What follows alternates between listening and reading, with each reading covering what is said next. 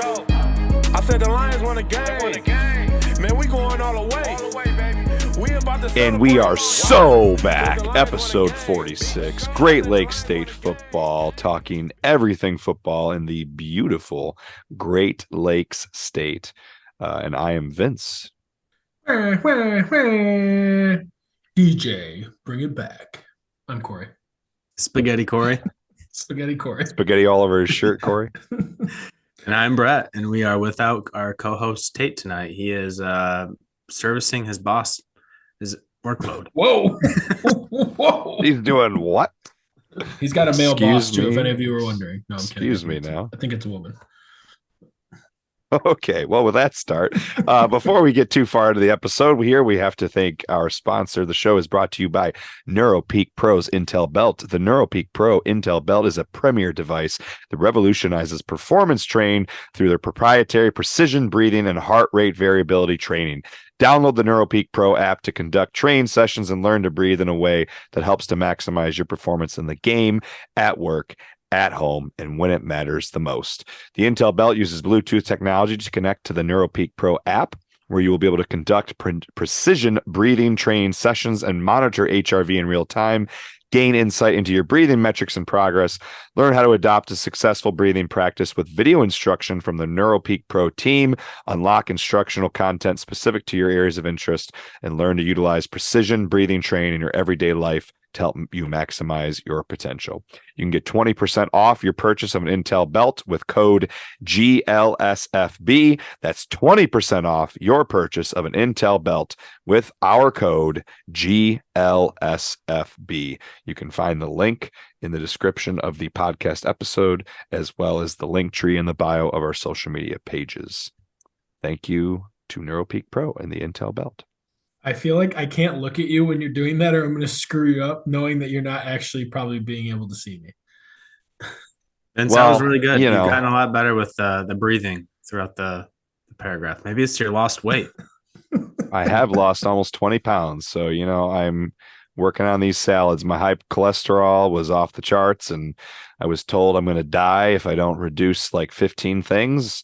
So, no, they didn't tell me I was going to die, but they said I was going to be put on medication if I didn't get my cholesterol down. My doctor told me I could drink 5 beers a day and that my cholesterol is fine. So you need a new doctor. I need to get on the 5 beers a day diet.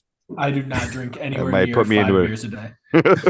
That's like alcoholic status. She told me that was the limit. I also said, well, I don't drink 5 a day, but I might drink 20 in one day. And she did not like that answer. I'm just going to have a case of beer every Saturday. Is that acceptable? I get 35 a week, right? I can have it on one day. That's math. I think that's called binge drinking. I don't think that's approved by the doctors either. It's fine. Anyway, we don't need to spend too much time talking about our diets here. I'm sure people would rather hear us talk about football.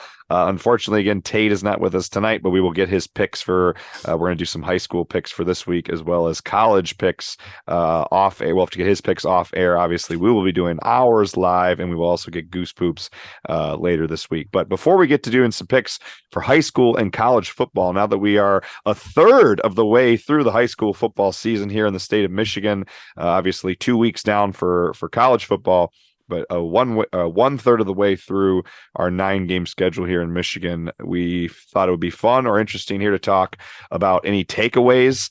3 games in, any thoughts, surprises, standouts, disappointments, or just teams meeting expectations that between the three of us, anything that stands out. Kory, do you want to kick us off? Anything that stands out to you at this point in the season from any division in high school football?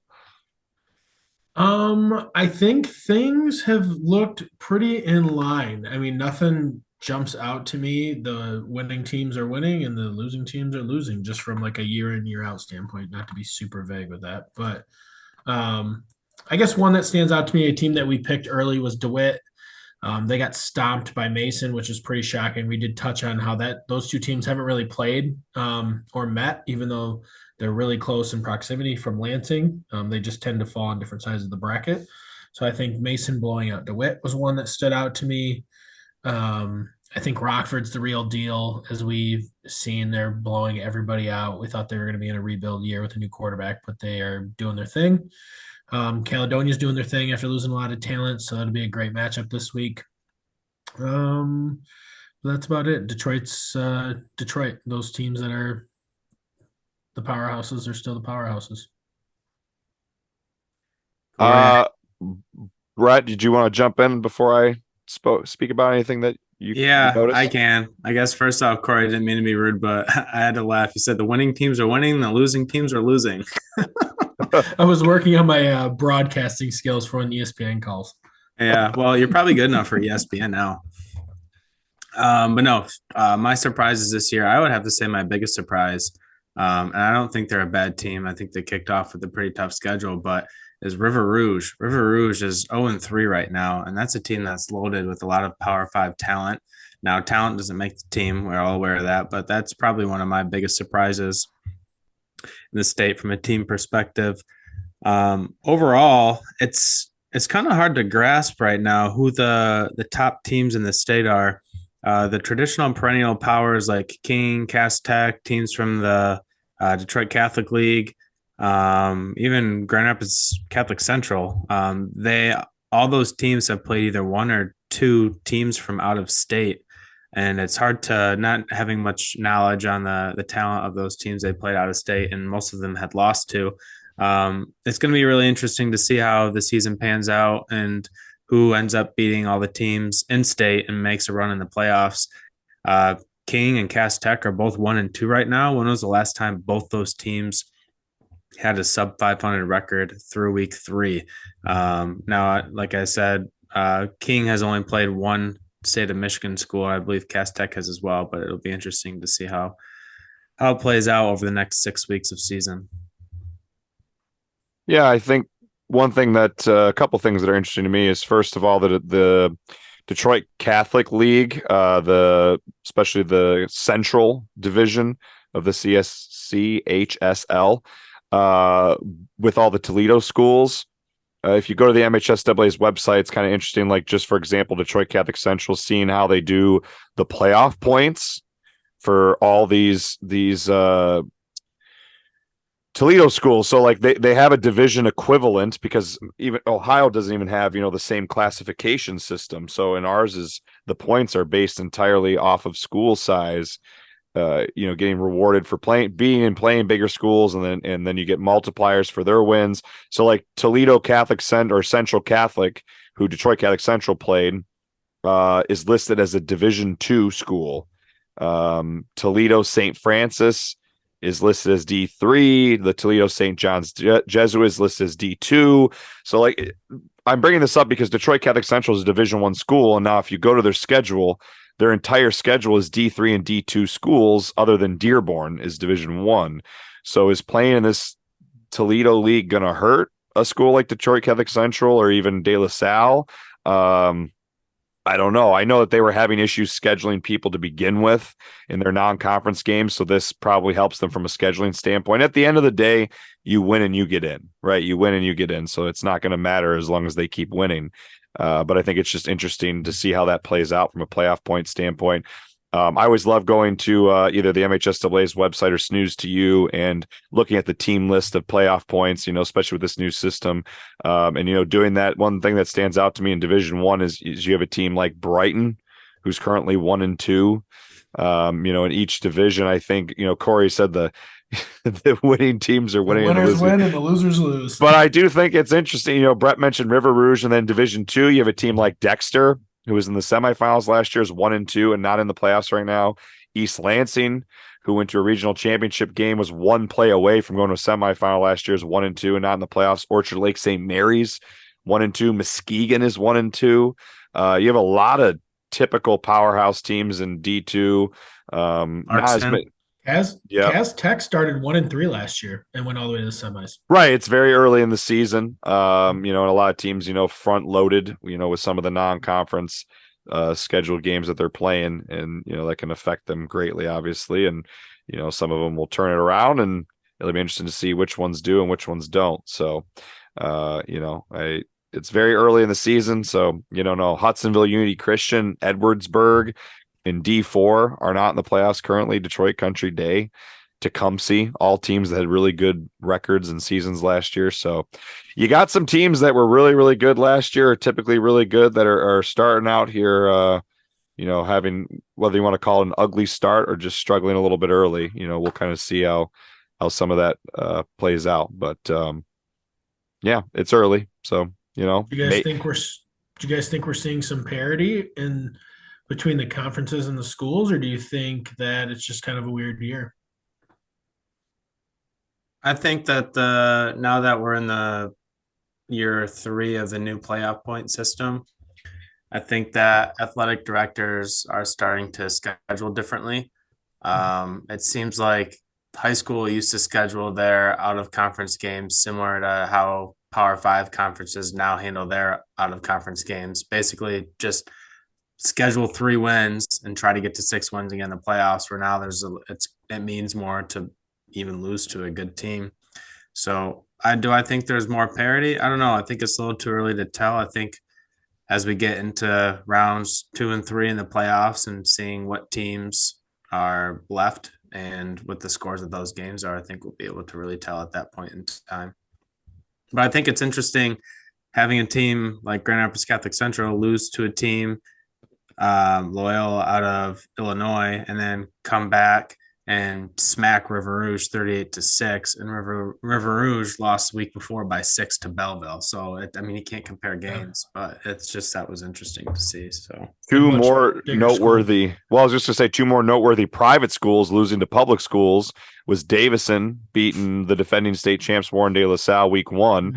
And then I don't know if you guys saw this score, but just this last week, St. Francis, who is the runner up last year in D7, got destroyed by Ogama Heights 56-17. And Traverse City St. Francis is 1-2 right now. They got beat by Lawton, who's really good, the week before, but that's a shocking score for a powerhouse private school. So I don't know, maybe some more parity, maybe some public schools. I think I will actually answer that. I think 2020 hit the public schools harder than the private schools, because a lot of those public schools didn't have the resources, maybe the same resources that some of those private schools did, to push through all of the restrictions and rules and shutdowns and things like that. And there was a big divide for a couple of years there, and maybe 3 years later, teams are starting to come back. I look like a team in our area, Lansing Everett, and Sexton, who had no football in 2020. Sexton hasn't had a winning season since, and they're now 3-0 and getting, state ranking recognition. Everett is 2-1 with a chance to get to 3-1 after they haven't had a winning season since 2019. So COVID, I think, hit some of those public schools hard, and it took them a couple years to recover. A lot of other reasons, but I think that's one thing that you're going to probably see is maybe, the playing field even up here 3 years after, all those issues, shut down and things like that. It's hard to believe we're already a third of the way through the season. I feel like we just got started. No, it always flies by. It always goes fast. Time flies when you're having fun, baby. In football season, oh boy, is it a lot of fun. And boy, does it feel like football season now. You wake up, I think it was 48 degrees on my car this morning. Driving your breath. Daughter off at daycare. Yeah, it's fantastic. Give it 2 more months and it won't be fun anymore. Definitely 3 months and it won't be fun anymore. As soon as the leaves fall. Yeah, it's nice October until then. 7th, they're supposed to start falling. All right, guys, anything else in terms of takeaways here, a third through the season that we want to mention? Otherwise, we can get to our games of the week from last week and the ones coming up that we want to talk about. Yeah, I have something real quick. So, Vince, you mentioned a third the way through the season. You have a birthday tomorrow, and you're about a third the way through your life. Any Jesus. Thanks. Any highlights you'd like to share with us? Is there a little bit more parity in your life? Officially be closer to 40 than 20. So now that would be 31. Yeah. Any would you say any highlights? Any highlights? What are the highlights? Give us 3 highlights of your life so far. Having kids and getting married doesn't count. Let's just go outside of that. You took my first 2. Just took 3 of them. I can't use getting married and having kids. Highlights. Playing college football, Hillsdale College, go Chargers, baby. It was 5 years, great experience playing there. And Let's see. Study abroad in Spain, lived there for 3 months, got to travel around Europe and all kinds of cool places and live with a family. That was a lot of fun. 3 highlights. One more. Let's see. Coaching highlight last fall was really fun to be a part of a team that, went all the way to the quarterfinals, district championship, conference championship team, to be a part of that as a coach, and especially at the school that I played at. That was a lot of fun. I could probably think of some other highlights, but those would be 3 that popped into my head. I like those. Those are great. I was hoping I would hear the 2000 Blowing my knee out last fall. 2002 GL Cougars, undefeated and unscored upon. Kory was on that team too. I was on that team, baby. Go Cougs. Undefeated and unscored upon. We're 6-0. Only played 6 games. Yeah, the seasons go quick. You're done by like September 20. And you started August 6th. Yeah. All right. Enough about me. Enough about us. Let's get to some football here. Brett, you want to share your share the viewing guide there so we can people that are watching online can see these games if they want to watch on YouTube. Otherwise, if you're on Apple, Spotify, etc., you can listen to us chat about them, and we will talk about them in great detail for those of you that do not have the visual. Enable my I got to enable sharing. Oh boy, there you go, Beej. Should be good to go now. Oh, I think I'll add one more thing here that's interesting while Brett's getting it pulled up. How about in Division 1 right now, that number 31 in playoff points is Kalamazoo Loy Norix, who hasn't had a winning season since like the 1990s. And they're currently TJ Duckett. Yeah, since Duckett was there, and they're currently in the playoffs. Pretty sure they won a title with Duckett, did they not? No, they made the playoffs a couple times, I think, when he was there, but I don't think they even made it past first or second round. But I just thought that was interesting. Okemos, speaking of other bad teams, Okemos, sorry if FA or scored a touchdown. They scored. They've now scored 5 touchdowns in weeks 1 and 2. Last week they didn't score, but weeks 1 and 2 they had 5 total touchdowns. They might win a title next year. Sorry, I'm just being now. You're just being mean. Yeah, now you're just being mean. Oh my gosh. All right, you guys ready to get rolling on the picks for this week? Top 5 games? Let's get rocking and rolling, baby. All right, so we have the first game tipping off the OK Red. We have 3-0 Rockford. Rockford steamrolled every team by 20-plus points so far this week versus 3-0 Caledonia. Caledonia similarly has not had very many close games. They had the first game of the year against Romeo. They won by 7 on essentially a last-second touchdown. The next 2 games, they steamrolled teams in the 40s to single digits. This game is going to be played at Rockford. Vince, let's kick it off to you this week with the picks. You can start. Man, I wish this is one of those games that if I wasn't coaching, it would have been awesome to find a way to get to this one. I'll be curious to see if is Bally Sports still doing their game of the week that they're showing live this year? I guess I haven't been following to see if they're doing that. They don't come out this far west. Hey, they did the DeWitt Grand Ledge one 2 years ago. That's, like I said, they don't come out this far west. It would be a fun one to catch. My gut is telling me to go with Rockford just because I think they've played a little bit tougher of a beginning schedule here. 3 straight away games, including blowing out Muskegon and Mona Shores on the road.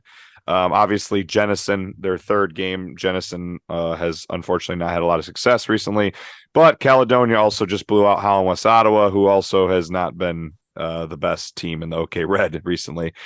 Caledonia's only good win being that Romeo game. Their other 2 wins are against teams who haven't won a game, North Farmington and Holland West Ottawa.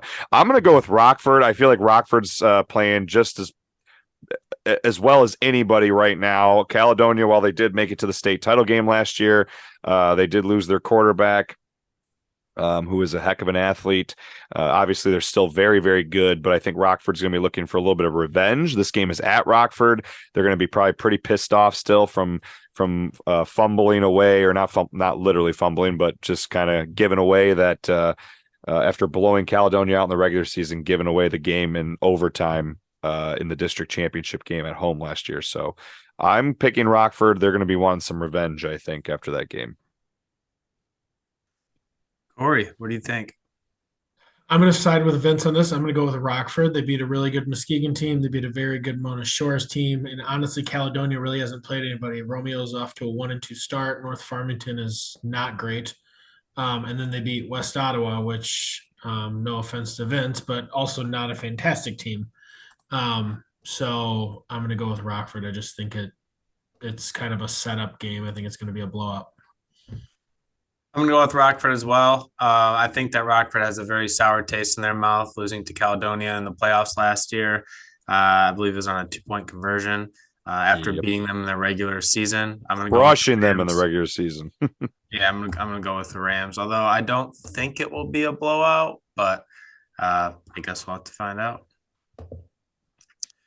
Moving on to the next one, we are our Lansing area game, the CAAC. We have 3-0 Mason versus 2-1 Williamston. Williamston, with their only loss in the year, coming to Zeeland East by 7 points. Zeeland East is, I believe, off to a 3-0 start, and they have one of the higher scoring offenses in the state. And Zeeland East got held to 35 points against Williamston, playing 3-0 Mason. Mason is probably one of the hotter teams in the state the last year and a half or season and a half, I would say. Mason hasn't had a close game this year. Their closest game, it was 19 points with a win over DeWitt, which was an upset win by 19 points. If you ask most, although people. It was 42-7 in the third quarter. Yeah, well, it's not the final score, but yeah, that does speak to how good they are. So I think we all know who Vince is picking in this one. So Vince, should I just pencil you in for Mason, and you can chat to your pick? You can pencil me in for Mason, but I just want to add that this could be and it is at Mason, so that helps a little bit more too. But if you go back to these last two seasons where Mason's made his semifinals last 2 years, in 2021, they beat Williamston by 1 touchdown. 2022, they beat Williamston by only 8 points. So Williamston has given them fits in the last 2 seasons. It's not been a team they've blown out. Williamston tends to be one of the better teams in this division of the CAAC that they play in. I still think Mason is going to keep rolling, but don't be surprised if this is only a 2-score game. Yeah, I would say this might be Mason's year to win it. Back-to-back years, losing to MLK in the semis has got to be tough. They bring back another really strong team. I love what they did to DeWitt, like I alluded to earlier in the show. I think they take care of Williamston. This is another one. I think it's a 2 or 3 touchdown game. As much as I'd like to see Williamston win this game, I think Mason's going to win. We've had the coach on the podcast. He's a friend of the podcast. Great guy. I think he runs a great program. Mason has had some tough years in their history, and he's really built this program up. I think I agree with Kory. I think it's probably going to be a 2-touchdown win for Mason. The game being at Mason, I think, sways it big time in the Mason direction. Our next game, back to the Lakeshore, we have Spring Lake versus Coopersville. The game is at Spring Lake.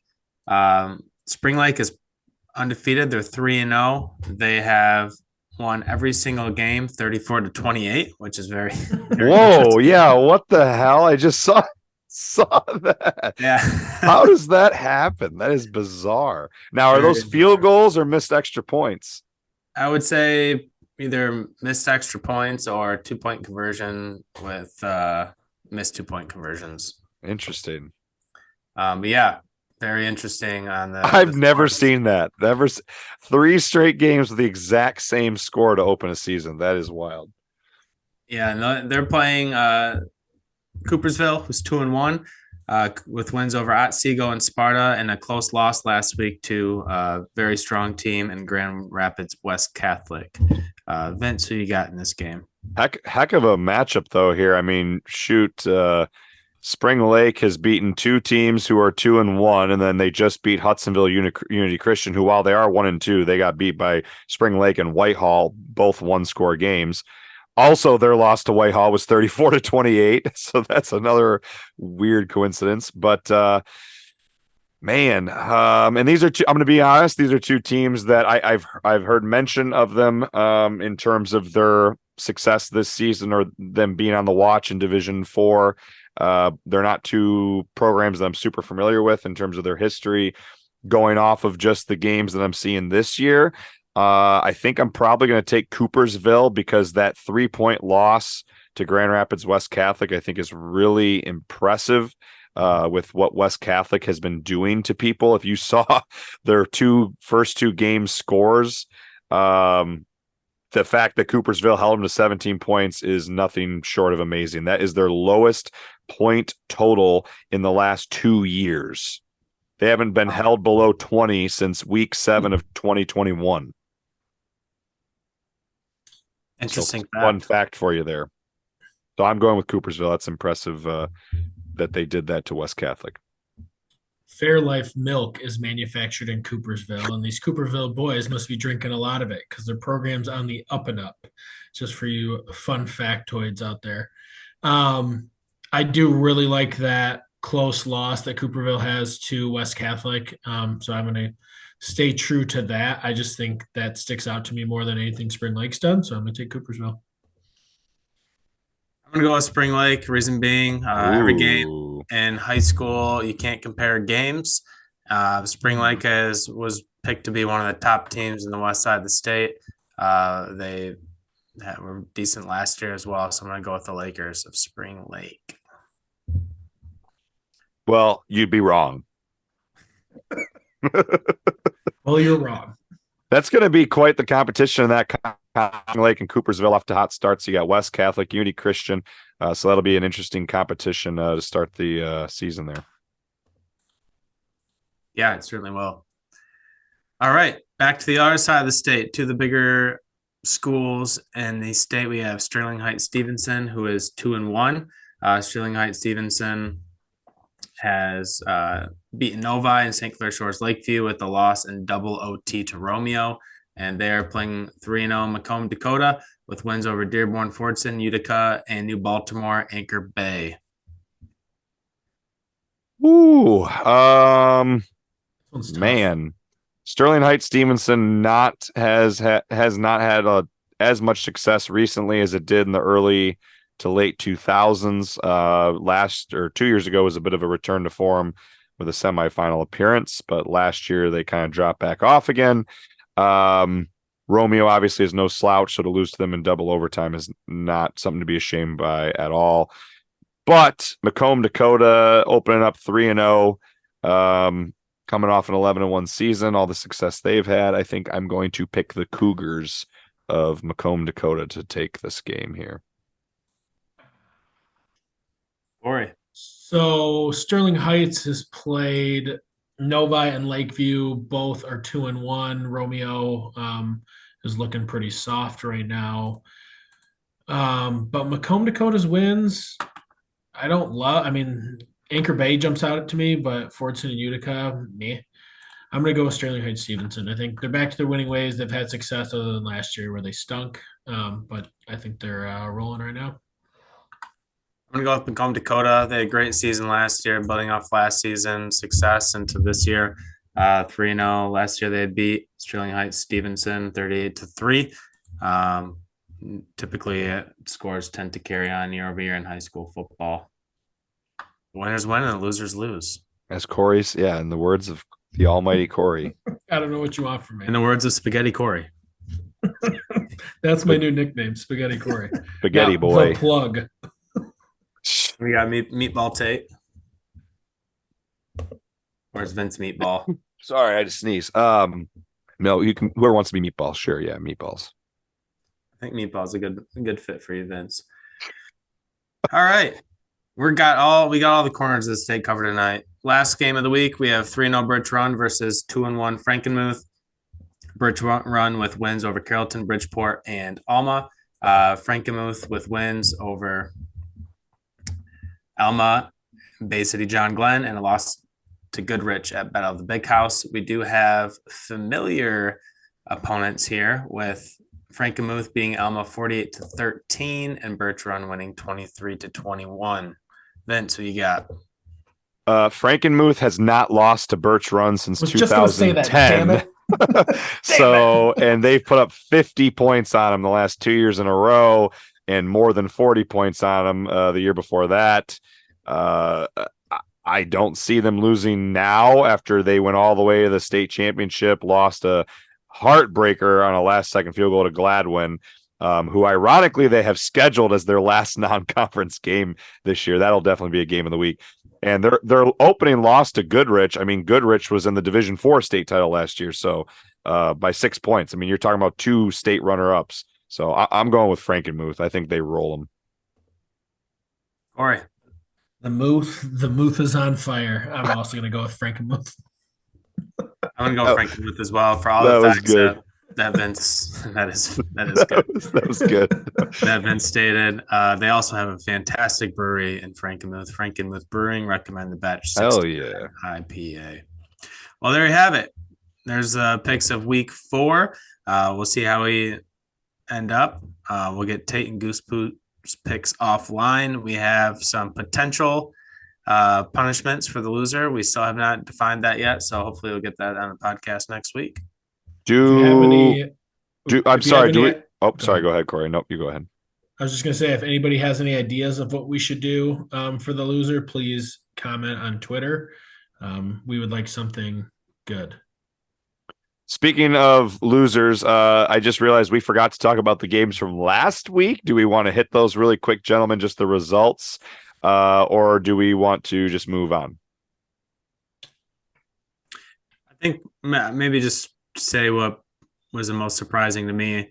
For the most part, all the games that were picked, we had assumed, but Clarkston beat Adams. Clarkston was 0-2 and Rochester. Adams was 2-0. Adams has some high-profile recruits on their team. They've been a pretty good state power the last few years with some appearances in the state title game, and Clarkston took it to them last week. So I think that's the main one that sticks out from my perspective. Well, and just really quick for anyone listening, if you're not watching on YouTube, just the games of the week from last week were East Kentwood at Hudsonville, when we had Lowell at East Grand Rapids, West Catholic at Coopersville, Anchor Bay at Macomb, Dakota, and then Rochester Adams at Clarkston. And that the victors were Hudsonville won, beat East Kentwood, East Grand Rapids beat Lowell, West Catholic beat Coopersville, Macomb, Dakota beat Anchor Bay, and as Brett just mentioned, Clarkston did beat Rochester Adams. One that jumps out to me is the Lowell at East Grand Rapids one. I'm not surprised that Lowell didn't. I picked Lowell to win. I wasn't going to be surprised whoever won that game. I was surprised that East Grand Rapids destroyed them. It was an absolute blowout. I think, did they put up 50? I think they put up over 40 on them, at least. It was not a close game. East Grand Rapids won that game 42-14. So yeah, it was not a close game. Coach Shattuck is starting to turn the leaf a little bit over there, I think. Yeah, pretty quick. I mean, last season they went 4-5 and actually did get into the playoffs at 4-5 and got smoked first round by St. Joe's, but 3-0 to start this season over 3 really good teams: Cedar Springs, South Christian, and Lowell. So it looks like he's got them rolling in year 2. I would just chime South in. Christian's a big win. Yeah. Coopersville taking West Catholic down to the wire. I think that's pretty impressive considering what West Catholic's been doing, and Coopersville being just a small farm town. It means a lot for us public school folk to see them hang in there.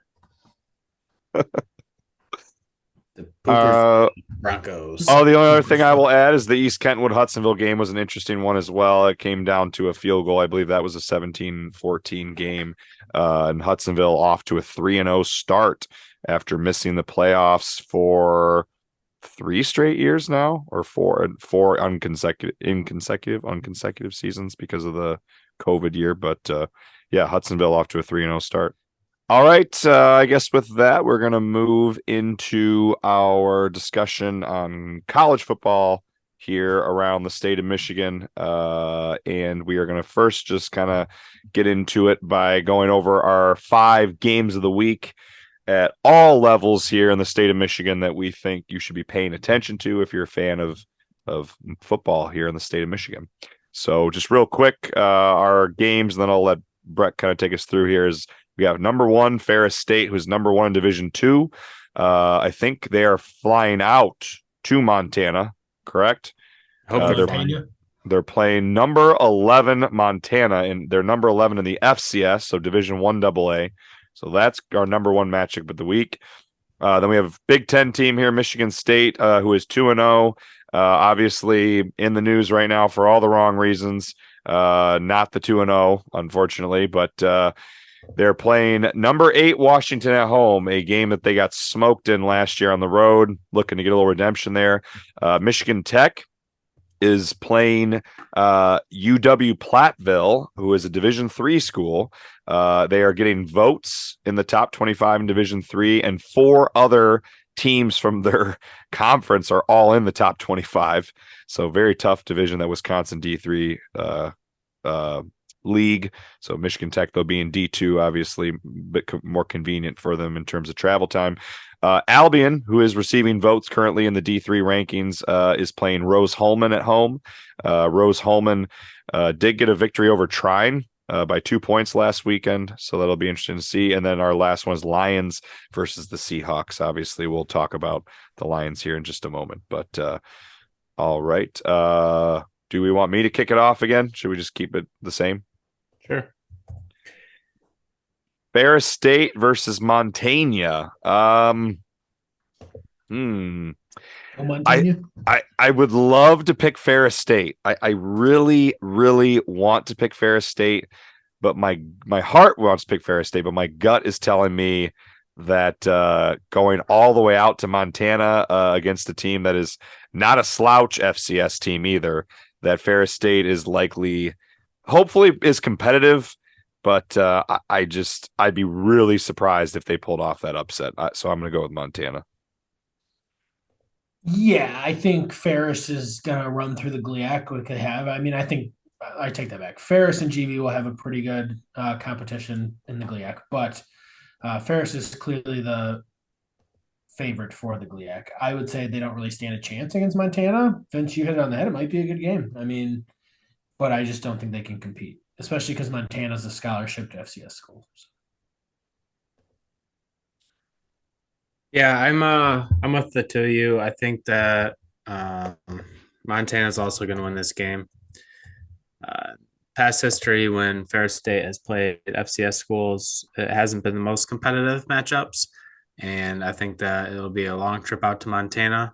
I'd love to see Ferris State win this game, but I agree that I think that they will lose. I will say I really like the what the athletic director at Ferris State has done in scheduling these games. It really gives these guys exposure, primarily for the NFL, how they line up against Division I guys. It is FCS, but that's still different than Division II. I'd be really interested to ask GVs at Grand Valley's athletic director why they don't look into doing something like that. I think their facilities could probably go toe-to-toe with a lot of the FCS facilities, and they could perhaps host one. Now, I don't see any FCS school ever signing up to go play on the road at a D2 school, but it would definitely make things interesting, especially with the rumors with Grand Valley going to D1. Well, I wonder what kind of paycheck Ferris State's getting to go out there. Yeah. It's like when the FCS schools play the, FBS Division 1A schools and get a nice little paycheck. I would assume they're getting paid, not that kind of amount from a Power 5 school, but yeah, it'll be interesting to see how they compete in this game. I think just one other thing I want to mention with this, when people say FCS and 1AA, I think the average football fan thinks, oh, it's not Power 5 football, it's not Division 1. I don't think people understand the elite, like the top programs in FCS and 1AA are really, really good and often upset FBS schools. We've already had some FCS schools just this last weekend upset. There was, I think, 2 or 3 FCS schools that upset FBS schools. I mean, it happens more than you think. South Dakota State, the national champion last year, went on the road and almost beat Iowa. They lost, 7-3? Iowa had to have 2 safeties and a field goal to win that game. That was their only point. So, I mean, don't put it past one of these FCS schools, to be really, really good. And then my point in saying that is then the drop off from there to even the elites and D. it's a big difference. And Ferris State is absolutely the most elite in D2. So it'll be really interesting to see how they match up. If they're more competitive than when they played North Dakota State, what was that, 6 or 7 years ago? When Anise 2015. Yeah, when Anise first got the job there, they went out to North Dakota State and got hammered. Now now they've won 2 national championships back to back, been to another national title, semifinal games in the last 10 years. So I'll be curious to see if their program now they're at the very tippy top, if they can compete with a team like this. All right. You want me to go to the next one? What time is that game on Saturday, Kory? Do you have the viewing guide up? Yes, I guess I have it right here. It's at 8 p.m. Grizzly Stadium at 8 p.m. So is that going to be 10 p.m. 10 p.m. Eastern? No, assuming I it's- believe that's Eastern. That Okay, was on Ferris's schedule. Okay, 8 p.m. Eastern. Okay, so it's On it's ESPN a Plus. That's 6 6 p.m. o'clock? kick in Montana. 6 o'clock local time. All right, moving on to the next game. We have Big Ten, Pac-12 for the last time matchup. This will be a conference matchup starting next year. That's so We weird. have- That's so weird. We have 2-0 Michigan State versus 2-0 Washington. If I was a Michigan State fan, I'd probably consider myself 3-0 right now, losing Mel Tucker and not having to pay him that contract, although it's not officially Well, gone. be careful. Be careful. Just there's said a he's not lot of- officially Horny gone. police. Horny Yeah. police. There's a lot of litigation. I just meant like there's a lot of litigation left. I don't know if they're going to get away yet without paying them. I guess I'll say this. So I am very close with a judge in my family, and from a legal standpoint, what he has said to me is Michigan State may not be off the hook for paying him unless those attorneys can do a heck of a job in maneuvering that moral turpitude, embarrassing the university part of his contract. Although with Mel Tucker hitting back with his defense, and now that there's not a lot of evidence, it's mostly he said, she said. It's going to be interesting to see how it plays out. I know that Michigan State at this point is probably going to do everything they can to get off the hook for the 70+ million that they still owe him. If I'm Mel Tucker, I say, all right, let's settle at 50 and I'll leave and never come back again. I'm Well, sure I mean, Michigan. he'll never get another college game again. He's or another never. I'd college be coaching shocked if job. he was ever a coach again. Although I think he'd be an don't put it assistant past How do you think his Saban. wife feels? Don't put it past Saban to bring him back under his wing, because Saban's done that with guys before. How do you think his wife buddies? feels? Horrible. His kids probably feel horrible too. Yeah, I'm sure he probably feels the worst. Yeah, it's not a good situation, that's for sure. Anyways, given all those distractions going on, Washington led by Michael Penix, former quarterback from Indiana, Heisman hopeful, and Michigan State with all their distractions. Who do you got here, Vince? Games I would at Washington love too. No, this is in Nope. Michigan Oh, State. Oh, it this was is at at Michigan State. It was at Washington last year. That's right. My heart would love, as a diehard Michigan State fan, my heart would love for me to pick MSU. Bringing in Mark D'Antonio as an associate head coach, and Harlan Bennett, who's a Michigan State lifer as the interim. Harlan Bennett played there, has coached there almost his whole career. So you got guys in place to kind of steer the ship. But it's such a huge distraction. Michigan State played 2 mediocre to bad teams to get to 2-0. I mean, to be completely honest, Richmond and Central almost got beat by an FCS school at home this last weekend. And Richmond, Richmond. I see Washington winning this game. I hope Michigan State pulls off the upset, but my gut, my smart pick here is Washington. I'd be shocked if MSU pulled off this upset. I think Washington's a much better team, and they don't have all the distractions that MSU's dealing with. MSU's been sitting at plus 16 on the betting books now for at least 24 hours. That's a tough line to bet when you got 2 pretty major Division I programs competing. I think if Mel Tucker was still there, that number would probably drop down to 10 to 12 range. But we're not betting the line. We're betting the game. And I'm going to take Washington. I don't think it's close. I don't even know if you take away the entire crazy Mel Tucker situation, I still don't know if I still don't think I pick Michigan State. I agree. I think it just exacerbates it and makes it worse. Yeah. Kory picking Washington. I'm going to pick Washington too. I don't think it's close. I think it's a 21-point game. Like Vince said, Michigan State does have some familiar faces steering the ship, but you're only as good as your motor, your sails. I don't think Michigan State's got a lot of talent on their roster.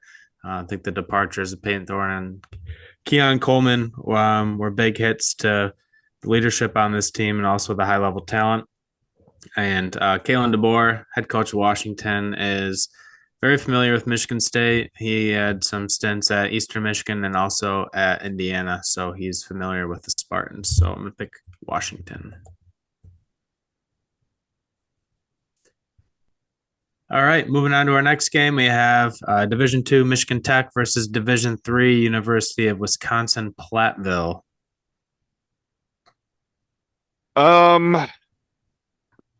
Michigan Tech opened up the season with a bye. So the week 1 of college football, they didn't play. And this last weekend at home, they pounded on my Chargers, unfortunately. Hillsdale's got a rough stretch to open the year.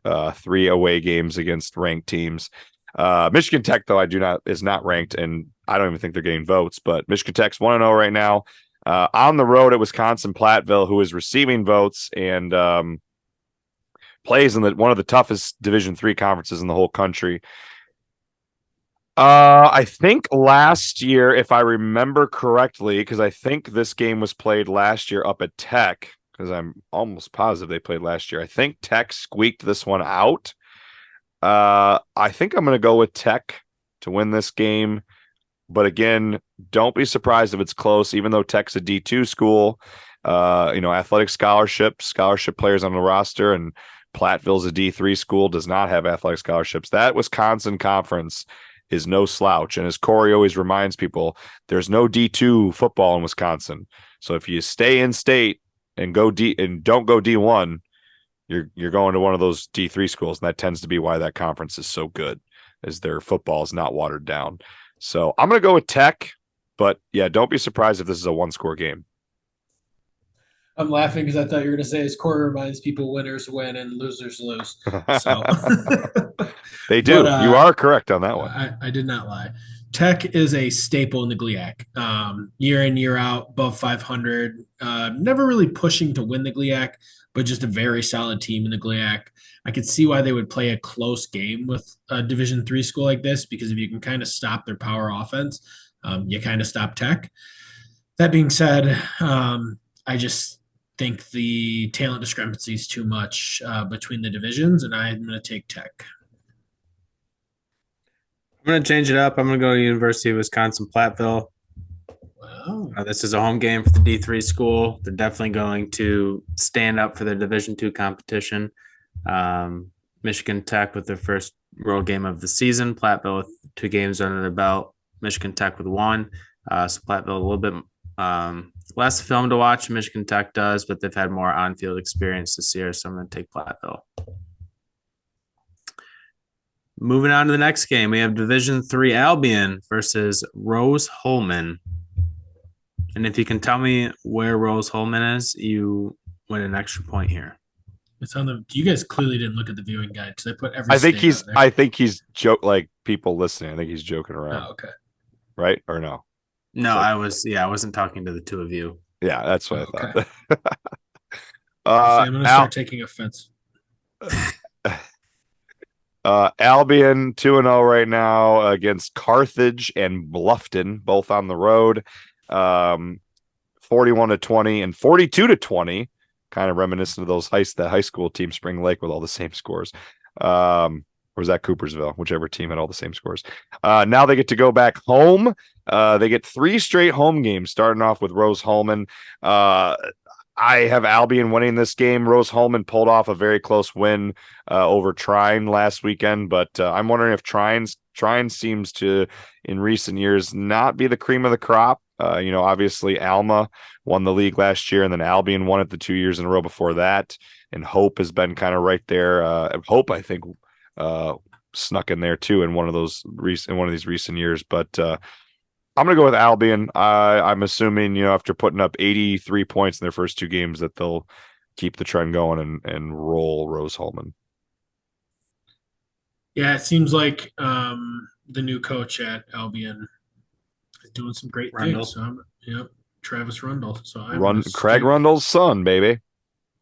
Trav Daddy's going to do some big things at Albion, and I think Albion gets back to their winning ways after Coach Buer left, and yeah, I'm take Albion. I'm going to pick Albion as well, mostly because I was looking at my picks and realized I haven't picked an in-state team to win yet. But in all seriousness, I think Albion is going to win this game. Albion traditionally has played quite well in the offseason, and then the MIAA schools tend to beat up on each other in season. So I'm going to pick Albion. All right, moving on to the next one. Probably the favorite Lions team ever in the history of Lions football through one game.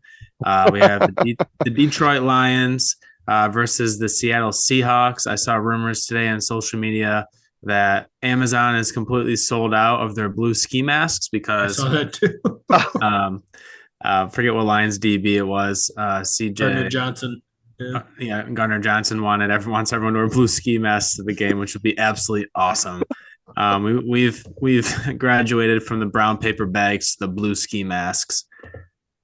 Vince, who do you got in this game? I just want to say I am very jealous of anyone who's got tickets to this game. It's going to be at this game because after the incredible finish of last year and then to open the season, there was a lot of people, and Kory, I'm sure, as a passionate Lions fan, will add to this, but there was a lot of people after the win that they pulled off last Thursday night who were like, oh my God, act like you've been there before. You know, it's the first game of the year. Dude, do you guys realize, I think I texted you, the Lions hadn't won a season opening game in 6 years.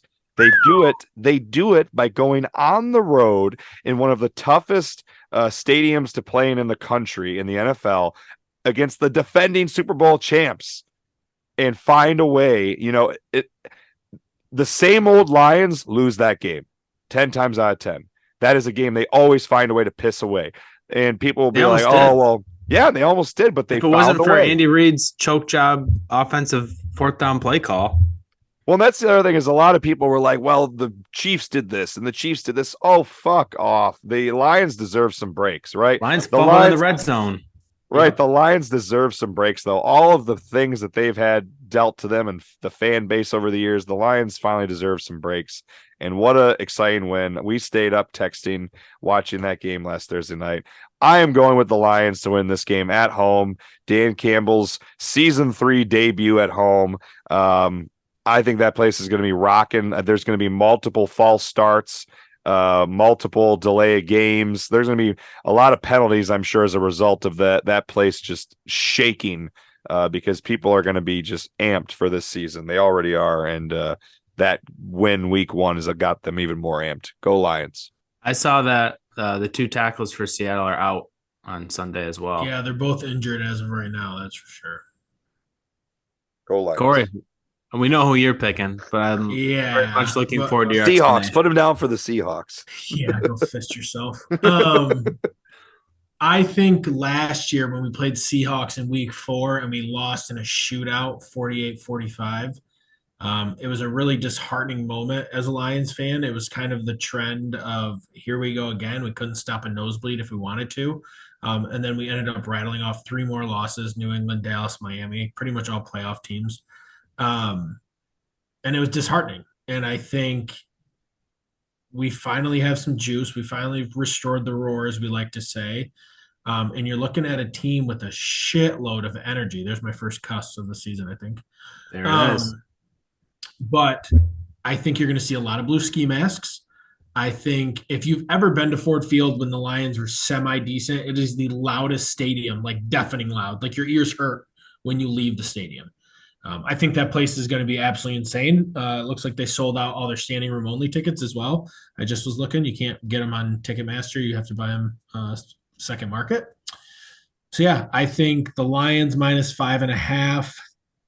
The NFL, I probably would bet the Seahawks on that, but I'm going to take the Lions for this.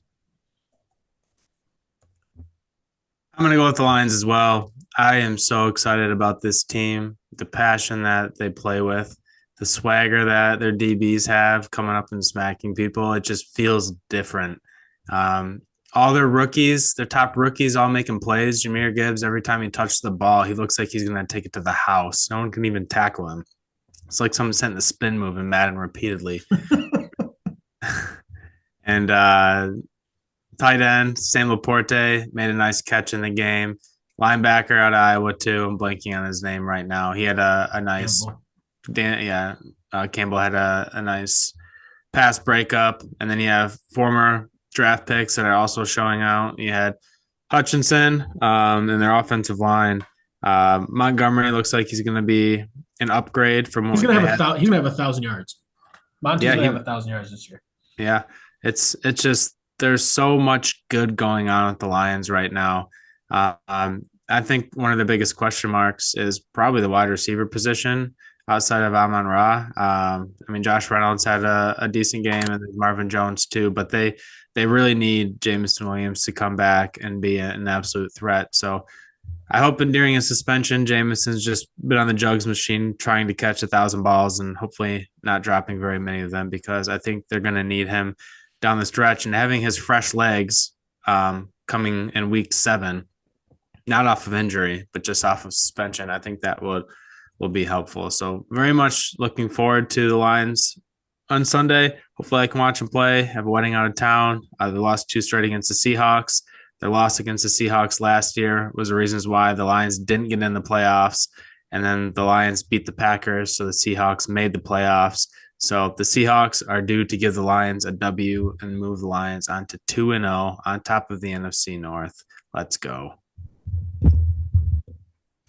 Dan Campbell, baby. No one even I don't think he would even mention him. Dan Campbell. What a halftime. Did you guys see his little in-game speech after halftime, or his interview?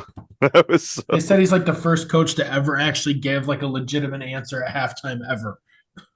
I saw people like, he's so serious. Like, he was the first coach to take it very, very seriously. Yeah, he wasn't vague. He's like, I'm going to answer it before you even ask me. The defense sucks. I don't remember what he said exactly. Yeah, I know. It was great. And he's got dip. I think it was Brett Texas dip stain on his teeth as he's doing it. Oh, my God. What a man. MCDC, baby. Motor City Dan Campbell. Gotta love him. That's our coach. All right. Anything else that we want to add here before we wrap up, gentlemen? Go Lions. I got a random thing. I'm very much so looking forward to the new college football playoff structure and conference structure. I'm extremely sick of 3 weeks of college football and less than a handful of marquee matchups. And of the marquee matchups, they've been fantastic games. Just looking at thinking like the LSU Florida State game, the Texas Alabama game. Right. Yep. The Clemson losing. That was a fun game. I'm really looking forward to some good football games coming up. And I'm thinking that with the new college football playoff, teams can afford to lose a game or two and still make the playoffs, and we'll just have better games all around. Right. It's not like a one and done situation anymore where you lose, you got to get lucky. You can still lose a game or two and win your conference championship and make it to the playoffs. So I think that will afford the wiggle room to, have more marquee matchups. Well, and with the conferences, we're going to essentially now 4 super conferences is what it's looking like. So you're going to have a lot more conference opponents. So I'll be curious in terms of scheduling. Is there only going to be 1 or 2 non-conference games? Are we going to have more conference games? I don't know. I guess we'll see how they do it. So you don't need out of conference games, really. I mean, it's going to hurt the little schools more because you don't have to pay them. Right. You don't. Maybe one non-conference game. And then you got 11 league games. I mean, and then you don't have then I guess that would eliminate conference championship. You just go off your standings. I don't know. Your non-league games are like, the Big Ten ACC Challenge of basketball. They do something like that for football. That'd be cool. That would be cool. I think that would be cool. If you have 4 power conferences, they could rotate each year, the two conferences that match up. It'll be really interesting. RIP to the Pac-12. Washington State and Oregon State are still holding their ground there. Did you see they announced that apparently they're going to recruit Mountain West schools to try and stay as a Power 5 league? It'd be interesting. Speaking of, Isn't that sad? They're like the kids picked last in dodgeball. Like no one wanted Washington State and Oregon State. They're gonna be able to win again when they join the WAC. they're both. I mean, Washington State and Oregon State are both undefeated. They're both in the top 25. Washington State just knocked off Wisconsin last week. Yeah, I did see that. They're not a bad team. Pac-12 has 8 teams in the top 25. SEC And they finally get a playoff team. I mean, they haven't gotten a playoff team yet, right? No, I could definitely see USC, even potentially Oregon getting in. Utah hasn't had their starting quarterback playing yet. Didn't Utah just get upset, or did Utah upset someone? They upset Florida in week 1. Yeah. Okay. And then I think I forget who they played last week. Was it Baylor? Oh, they were about to lose to Baylor, and they won right at the and they won. Yeah, right we were at watching the that end. game. That was the game we were watching. I thought we were watching the Utah game. Yeah, that's right. But yeah, they're Cam Rising, their quarterback hasn't been back yet, but it'll be interesting for the group of 5. I mean, if you're a team like Central Michigan, what is there to, I mean, it's not like you're going to make the championship in the current format. I still argue that there needs to be another playoff. Like we have now Power 5 has a playoff, FCS, D2, D3. They're that group of 5 needs to now be a new division in terms of a postseason. Otherwise, they're never competing. Why would you go to those schools? I'd rather just go D2. You're never going to compete for a national championship. Right. There's no national championship. Well, you're on a full ride scholarship, but if those teams aren't playing the big schools, they're not going to have the money, the checks cut for them to probably fund a lot of their football. So there's probably some concern that that'll dissolve. If we do that, it'll dissolve that, and it'll essentially be a bigger D2 in a way. Yeah, somebody just paid somebody $1 million. I saw it on Instagram the other day. Somebody got paid $1 million and ended up getting beat. Or you merge Power or a group of 5 in FCS. Yeah, merge them because FCS schools are for so long. I don't know. The FCS schools were beating some of those group of 5 schools. Like, wasn't it Buffalo just got beat by an FCS school? There was a couple FCS schools that beat group of 5 FBS schools this last weekend. I don't understand why playoffs in football is so complicated, why they try to overcomplicate the format. Like, just go like every other sport. Just have a huge tournament by division. The best team will win its way all the way through. I don't know why they make it so hard. And division, and you already have 2 examples with D2 and D3. D3 does the automatic conference champs and then at-large bids. D2 has the regional rankings, right? I mean, you got a couple examples there. High school, they all have huge playoffs. I just don't get why college doesn't do NFL. And NFL even expanded. I mean, So Brett, you came over to my side then. We had this argument on the podcast like a year ago, I feel like, and you were on the opposite side of this argument.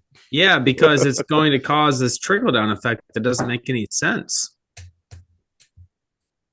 I'm always for more football, and I've always been in the camp that it's bizarre that the second highest level of football in our country does not have a legitimate postseason and never has, whereas every other level, high school, JUCO, NAIA, D3, D2, FCS, NFL, every other level has always had a legitimate postseason to determine their champion. FBS or 1A football is the only one that it never has. So I don't know. I'm excited that next year we're finally getting it. That would be fantastic. Put an asterisk to all the other national champions in the past. I want the BCS back.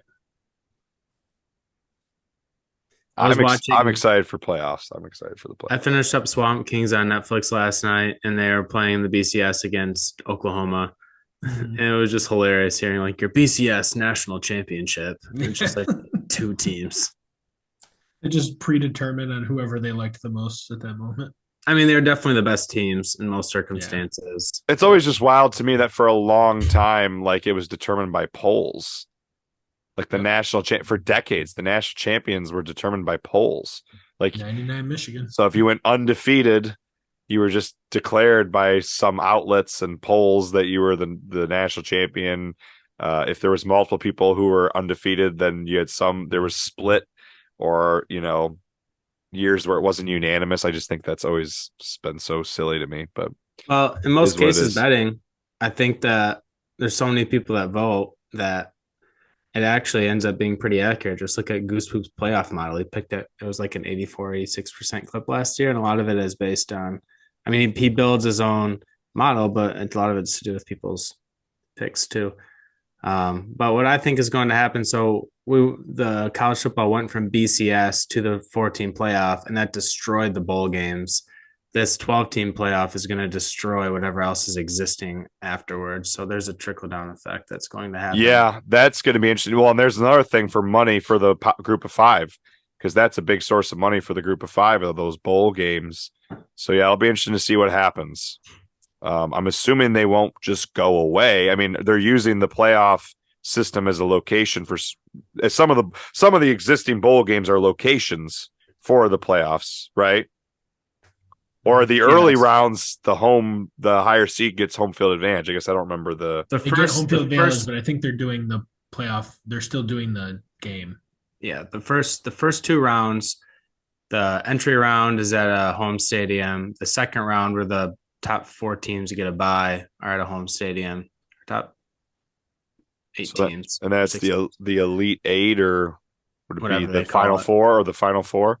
Because it's 12. Yeah, I guess it'd be the Final Four because it goes from 12 to 8. So is it the 4, those 2 games, and the net? So is it just 3 games or bowl games then? Yeah, the championship and the semifinals. So then you still would have a lot of bowl games, but I mean, I don't know. I think it'll be interesting to see what happens. At least we probably won't have the Cheez-It Bowl anymore, or the Mayo Bowl. The Duke's Mayo Bowl. Duke's take a bath in mayo. The Barstool Bowl, yeah. Geez. Barstool Bowl. I don't know. I think supposed to play in that. I think the bowls will stay. They'll just move them to those pre-games. Will be a Mayo Bowl, and then you'll play in the Fiesta, and then you'll play in the Rose or whatever. More incentive for guys not to opt out when you got 12 teams in a playoff too, because now you've got 12 teams playing for a national title. Before you know it, these bowl games will be paying out nil money to get guys to play in bowl games. $25,000 everybody who plays, or whatever. Maybe not $25,000. That's ridiculous, but it probably just depends on the player. I mean, say like USC didn't make the playoff this year, and Caleb Williams decides not to play in a bowl game. Like, hey, here's $100,000. Go play in the bowl game. Yeah, Tim, that's pocket change. He's making millions right now. And I'm sure he has a great insurance policy for the NFL. He's so good. So good. All right, gentlemen. I feel like we're winding down here. Probably should wrap things up. I think Kory, do you have a fun fact that you're going to share? Yeah, a little tidbit. After doing the viewing guide for the week, I realized once I cleared Division 3 that every single NAIA home game and Division 3 home game, or Jesus fucking Christ, you know what I'm saying? All the NAIA schools and all the D3 schools are home this week. None of them are playing on the road. I like that. Winners win, losers lose. So that's what, 10 teams, right? Because we have 4 NAIA and six MIAA schools, or 7 MIAA, 7 MIAA schools. I think 7. So that's 11. 6. Okay. Or no, 7. You're right. It's got to be, because I thought they played 4 non-conference. It's 11 games. Yep. Yeah, so 11 teams between NAI and D3 in the state of Michigan here. They're all home this week. That's interesting. Yep. And Michigan's home. Michigan State's home. State's home. Yeah, Lions are home. A lot of home games. A lot of exciting games. Go look at the economy. There'll be a blip this week. Yeah, a lot of bar tabs being run up. Am I doing recommendation? Yep. All right. I during the season don't tend to have a lot of things that I'm watching or consuming in terms of pop culture, because I'm just always so busy. But I did manage to go see a movie 2 weekends ago. I think it was 2 weekends ago with my son. My son is 3.5 years old. His first movie he ever got to go see was back in April. I took him to see the Super Mario Brothers movie, and He struggled about halfway through with his attention, but he ended up making it all the way through. So I decided to try out, take him to another movie, and we went over to NCG. It was his first time going to a big movie theater because we went in April to the Sun Theater, which is a little tiny one auditorium theater here in downtown Grand Ledge. So we drove out to East Lansing and went to NCG and went and saw the new Teenage Mutant Ninja Turtles movie, which is Teenage Mutant Ninja Turtles Mutant Mayhem, and it's an animated film. And he made it through the whole thing. It's about an hour 45, I think it was. And he made it through the whole movie, hour 35, hour 40 minutes. And it was fun. It's PG. So it was like right at the cut. I was worried it would be too scared or too violent. And actually it wasn't. He's watched some other movies. He's watched the first two Spider-Man movies with Tobey Maguire, and I actually didn't show him the end of the first one. I thought seeing Willem Dafoe get speared in the gut would probably be a little bit too much for him, but he enjoyed it. The ring out of the womb. Yeah, right.